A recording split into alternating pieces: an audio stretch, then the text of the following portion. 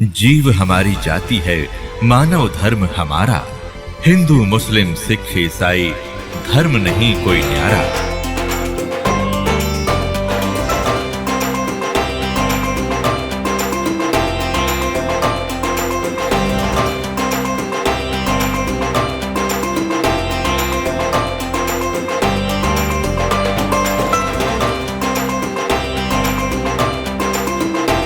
परमात्मा कबीर जी ने 600 वर्ष पहले कहा था कि वेद मेरा भेद है, मैं ना मिलूं वेदन के माही, और जौन वेद से मैं मिलूं वो वेद जानते नहीं। वो वेद कौन सा है? गीता जी अध्याय नंबर 4 के श्लोक नंबर 32 में गीता ज्ञानदाता कहता है कि जो सच्चिदानंद घन ब्रह्म ने अपने मुख कमल से जो वाणी बोली है वो सच्चिदानंद घन ब्रह्म की वाणी है, वो कबीर वाणी है। उसमें धार्मिक अनुष्ठानों का कंप्लीट कोर्स है, विस्तार के साथ जानकारी है, वो तत्व ज्ञान है और उसको भगवान ही देता है। सभी वेदों में प्रमाण है, जैसे ऋग्वेद मंडल नंबर 9 सूक्त नंबर 86 के मंत्र 26-27 में, ऋग्वेद मंडल नंबर 9 सूक्त 82 के 1, 2, 3 में, ऋग्वेद मंडल नंबर 9 और सूक्त नंबर 96 यानी 96 के मंत्र 16 से 20 में, ऋग्वेद मंडल नंबर 9 सूक्त 94 के मंत्र 1 में, ऋग्वेद मंडल नंबर 9 और सूक्त 95 के 95 के मंत्र नंबर 1 में, ऋग्वेद मंडल नंबर 9 सूक्त 20 मंत्र 1 में, ऋग्वेद मंडल नंबर 9 सूक्त 1 मंत्र 8 और 9 में, और अनेकों स्थानों पर। इसमें तो बिल्कुल अनुवाद भी उन इंजीनियरों का करा हुआ जो भगवान को निराकार बताते हैं, इसलिए ये प्रमाण में लेने आवश्यक पड़े। ना तो ढेर सारे प्रमाण है परमात्मा के। इनमें क्या बताया है कि वो कबीर परमात्मा है, कबीर देव है उसका नाम, वास्तविक नाम, और वो ऊपर सतलोक में रहता है, तीसरे मुक्ति धाम में। और तीसरा मुक्ति धाम कौन सा है? जैसे लोक कहो, धाम कहो, जैसे काल का 21 ब्रह्मांड का एक लोक, यु काल का लोक, और दूसरा इस अक्षर पुरुष जो गीता जी अध्याय नंबर 15 के श्लोक नंबर 16 और 17 में 3 पुरुष हैं, एक सरपुरुष एक अक्षर पुरुष, फिर इनसे अन्य और तीसरा पुरुष है सरपुरुष, ये काल है, ज्योति निरंजन है, 21 ब्रह्मांड का स्वामी है। इसका 21 ब्रह्मांड का क्षेत्र ये भी काल लोक काल धाम कहलाता है। और अक्षर पुरुष है, इसके साथ संघ ब्रह्मांड का ये स्वामी है।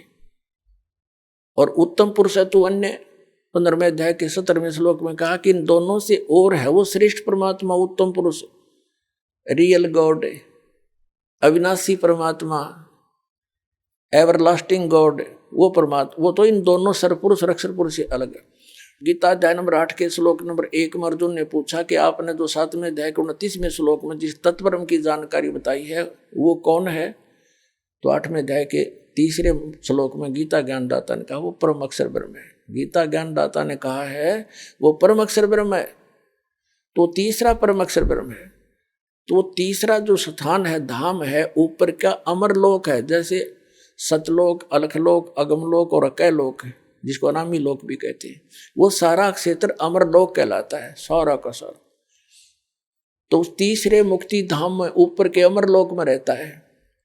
फिर उस इन्हीं में ये बताया है कि सतलोक के जो ध्यूलोक है, ध्यूलोक माने तेजों में पृथ्वी है वहाँ सतलोक की, और उसमें परमात्मा एक बहुत बड़े गुम्बद में सिंहासन के ऊपर बैठा है और सिर पे मुकुट है दाता के, ऊपर छतर है उस मालिक के सफेदी कलर के, सुंदर शरीर है दाता का, और नर आकार है, मनुष्य दृश्य है, उसके एक रोमकूप में करोड़ सूर्य विराजे करोड़ चंद्रमा, ऐसी रोशनी है। तो कहने का भाव ये है कि वेद बताते हैं वो परमात्मा तीसरे ध्यूलोक के तीसरे पृष्ठ पर, पृष्ठ माने स्थान पर विराजमान है, क्योंकि सतलोक के 3 विभाग, 3 पोर्शन हैं। जैसे अपनी दिल्ली राजधानी है, यह एक स्टेट भी है, तो बाह्य जो ग्रामीण क्षेत्र है, फिर बीच का शहर आदि का क्षेत्र है, ये सेकंड समझ लो पोर्शन, और तीसरी हमारी राजधानी जहाँ प्रधानमंत्री, राष्ट्रपति और असेंबली अपने पार्लियामेंट के लोग रहते हैं। तो वो तीसरा स्थान। ऐसे 3 विभाग हैं सतलोक के भी। तो कहते हो तीसरे मुक्ति धाम अपनी राजधानी में विराजमान है। क्या बताते हैं कबीर साहब, गरीबदास जी परमात्मा के साथ जाकर सतलोक में उनके यथा स्थान को देखकर वापस आए थे। तब कहा था, श्वेत छतर सिर मुकुट बिराज, देखत ना उस चेहरे नु, गरीबदास ये वक्त जात है, रोवोगे इस पैरे नु।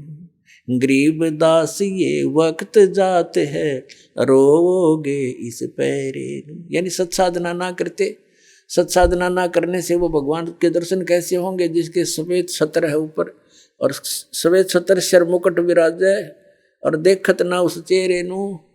गरीबदास ये वक्त जाता है, रोवोगे इस पैरे नु। इस मनुष्य जीवन का समय, पैरा माने समय, ये हाथ से छूट गया, फिर रोया करोगे कुत्ता बनकर रात ने, कुत्ता करा करो, उसको याद आता है बात बिगड़ गई सारी। तो अब रोने से क्या बने? परमात्मा कहते हैं, अच्छे दिन पीछे गए गुरु से क्या ना हेत, अब पछताए के बने तेरी चिड़िया चुगी खेत।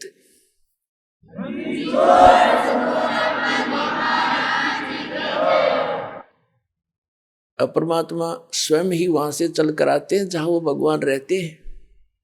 वेद गवाही देते हैं कि वहां से चलकर आता है, एक साधु रूप बनाकर कहीं भी प्रकट हो जाता। 3 प्रकार से परमात्मा हमारी धारण पोषण करता है। एक रूप में तो सतलोक में रहते हैं, स्थायी रूप में तेजो में शरीर मालिक का, करोड़ सूर्य मरादे करोड़ चंद्रमा से एक रूप की शोभा। सतलोक में, अलखलोक में भिन्न शोभा है। परमात्मा एक ही है, रूप अनेक बना रहा वहां पर। फिर वो परमात्मा वहां से गति करके आता, अच्छी आत्माओं को मिलता है जो दृढ़ भक्त होते हैं। उन दृढ़ भक्तों में से कौन कौन है, किन किन को मिले? आदरणीय धर्मदास साहिब जी को मिले, आदरणीय मुल्कदास साहिब जी को मिले, आदरणीय नानक साहिब जी सिख धर्म के प्रवर्तक, आदरणीय नानक देव साहिब जी से मिले, आदरणीय दादू साहिब जी से मिले, आदरणीय गरीबदास साहिब गांव छुड़ानी जिला जज्जर वाले को मिले, आदरणीय गीसा दास साहिब गांव खेखड़ा जिला मेरठ उत्तर प्रदेश वाले को मिले, और अनेकों को मिले हैं। इनका तो मूल प्रमाण हमारे सदग्रंथों में हमारे पास उपलब्ध है। वैसे कोड वर्डों में सांकेतिक बहुत वर्णन और भी मिलता है, जैसे आदरणीय नामदेव जी को भी मालिक मिले थे आके, क्योंकि हम बच्चे उसी के हैं। वही आकर उसी को दया आती है जो अच्छी आत्मा भक्ति की तरफ अग्रसर है, मिसगाइडेड है, उनको आकर मिलते हैं। कहीं भी आकर कोई भी लीला कर लेते हैं, उनको सतमार्ग बताकर फिर अंतर्ध्यान हो जाते हैं। यथार्थ ज्ञान सुनने के बाद वो प्राणी उल्टा नहीं हटता थे, सारा संसार एक तरफ हो जाए। और वो आदरणीय परमात्मा भगतमती बहन मीराबाई को मालिक मिले। वो दृढ़ भक्तों को मिलते हैं जो पक्के भक्तों, टस से मस ना होते, सारा संसार एक तरफ हो जाए। आप सुन रहे थे जगत गुरु तत्वदर्शी संत रामपाल जी महाराज जी के मंगल प्रवचन। अधिक जानकारी के लिए विजिट कीजिए हमारी वेबसाइट www.jagatgururampalji.org। संत रामपाल जी महाराज जी के शुभ आशीर्वाद से पूरे विश्व भर में 500 से भी ज्यादा नाम दीक्षा केंद्र हैं, जिन पर संत रामपाल जी महाराज जी द्वारा ऑनलाइन निःशुल्क नाम दीक्षा दी जा रही है। अपने नजदीकी नाम दीक्षा केंद्र का पता करने के लिए संपर्क करें 8222880541।